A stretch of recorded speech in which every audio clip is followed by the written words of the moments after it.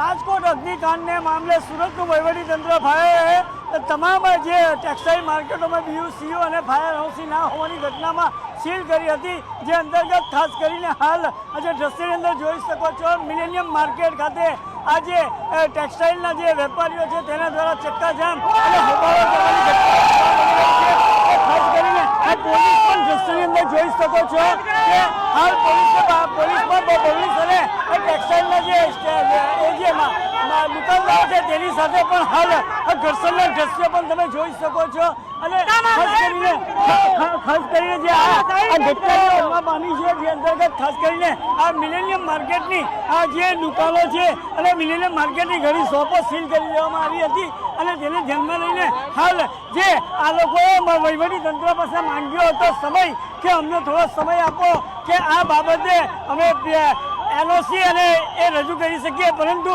વહીવટીતંત્ર એ બાબતે કશું નહીં કહેતા હાલ આજે આ મિલેનિયમ માર્કેટના જે વેપારીઓ છે તે રોડ ઉપર ઉતરી અને આ ઘર્ષણમાં તમે જોઈ શકો છો કે પોલીસ અને પબ્લિક વચ્ચે પણ હાલ ઘર્ષણ જોવા મળી રહ્યું છે અને આ લાઈવ દ્રશ્ય જોઈ શકો છો કે હાલ આજે मीटिंग हो रही है, कोई नहीं सुन रहा है। कमिश्नर के पास भी गए, कोई नहीं सुन रहा है।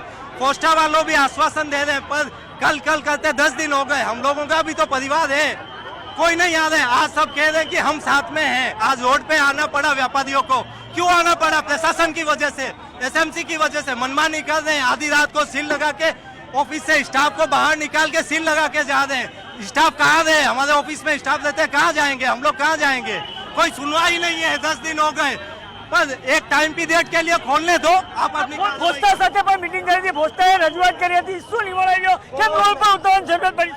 सर पोस्टा वालों ने एक तारीख दी कि इसके बाद ये 3, 6, 13, 15 सर हमारा आज टीडीएस का आखिरी दिन है। हमारी सिर्फ एक ही रिक्वेस्ट है, 10 दिन के लिए आप मार्केट खुलवा दीजिए।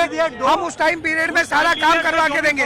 सर हम ही सरकार को जीएसटी दे रहे हैं, हम ही सरकार को टैक्सेस दे रहे हैं, पर सर हमारी दुकानों पे हमारी रोजी रोटी पे इन्होंने ताला लगा दिया है। રસ્તો બંધ કરાવીને પોલીસ સાથે શું કહેવા માંગો છો? सर हमारा हम व्यापारी लोग हैं, हमारा इस रास्ते जाम से कोई लेना देना नहीं है, पर सर हम 10 दिन से शांति से यहाँ बैठे थे, रोज आके बात कर रहे थे, हर प्रशासन पे हर स्तर पे गए। जब हमारी बात नहीं मानी गई तब हमें यहाँ पे रोड पे आना पड़ा। सर आप देख रहे हो कि इस रोड पे आने के बाद भी हमारे पास लाठीचार्ज करके, हम व्यापारी लोग पे लाठीचार्ज करके हमको भगाया गया। આપ દ્રશ્યમાં જોઈ શકો છો કે સુરત શહેર પોલીસ પણ હાલ આ ઘટનાને ધ્યાનમાં લઈને હાલ ટ્રાફિક હળવો કરવાનો પ્રયાસ કરે છે। જે શું કહેશો? જે પણ એમની કાયદેસરની રજૂઆત છે ઝોન 3 સાહેબ સાંભળી રહ્યા છે। અત્યારે અમે રસ્તો ખોલાવીને એમને એવું કીધું છે કે ભાઈ તમારી જે પણ રજૂઆત હોય એના પર ધ્યાન આપવામાં આવશે, પણ તમે રસ્તો બ્લોક ના કરો, એટલે રસ્તો હાલમાં ખોલાવી દીધો છે। અનિતા વનાણી પણ જઈ રહ્યા છે અને વિનંતી કરી છે વેપારીઓ, ટેક્સટાઇલ વેપારીઓને કે હાલ રસ્તા પર ના ઉતરો અને રસ્તો ખુલ્લો મૂકો, જે અંતર્ગત ખાસ કરીને ટ્રાફિક હળવો થઈ શકે। અને આ તમે દ્રશ્યની અંદર જોઈ શકો છો કે આ જે ગેમ ઝોનની ઘટના બની ત્યારબાદ આ વહીવટીતંત્રને આજે ફાયર વિભાગે જે સીલ કરી હતી, જેને ધ્યાનમાં લઈને વેપારીઓએ માંગ્યો હતો સમય, પરંતુ વહીવટીતંત્રએ સમય નહીં આપતા હાલ આ લોકોએ હાલ જે ટેક્સટાઇલના જે વેપારીઓ છે તેને રોડ પર ઉતરી પ્રદર્શન કરવું પડ્યું હતું અને પ્રદર્શનની અંદર આ વેપારી અને પોલીસ વચ્ચે ઘર્ષણ પણ જોવા મળી રહ્યું હતું। કેમેરામેન ભરત બ્રહ્મભટ્ટ સાથે કેતન પટેલ, ન્યૂઝ 18 ગુજરાતી, સુરત।